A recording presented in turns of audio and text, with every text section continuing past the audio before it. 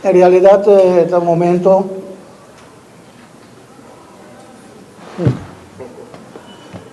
ya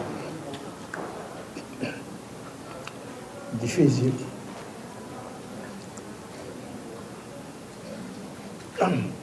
Anyway, este momento difícil, so misalnya gabay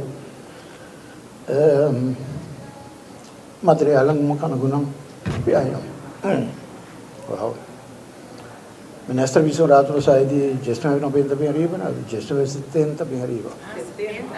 Oltre un po' di regioni, ti compri 55 anni, tu sai cosa è. Sì.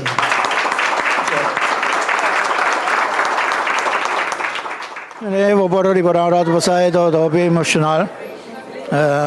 Ma voor steeds biago tu mi pakkete nan gava dus. É todo difícil mas me let go. Pero me dá sama chabongo, taba chega momento nós mestre que gostam que vai e para o futuro ainda chão por haya material para mira com fotografia da outra e com fotografia lota.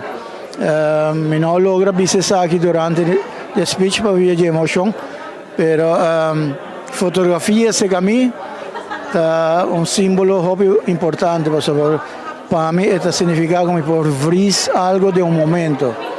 Voor algo, want para mim sei dat ik maar bij de filmation, maar laga filmation baan, maar mijn bag de fotografie was op para mim, sei dat het leuk. Maar kom ik zou je zingen, mijn mama dat het zingen eigenlijk dat sempre na casa had een camera, en toen de mama je zingen le permittimi com isso saca portret con ele. Dus we gaan bij de andere da la bira fiesta. El tempo da roll de film, just dos shots black and white.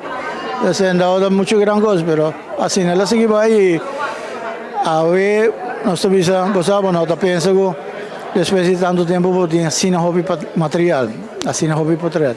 Meter un portrait, me te quiere decir todo lo que pasa en Barúa, no solamente motorsport, sino o sea, carnaval, dande, tumba, you name it, todo lo que te pasa, todo lo que me te cubre, es un portrait. Me tienen aparte de ser me entregar más todo el material que mi te scrivi, tutti i documenti non come ti guarda, tutti i ricordi, tutti i camera, tutto lo che mi buscariva pista, motor non kibra, auto non kibra, tutto il materiale ora entregato.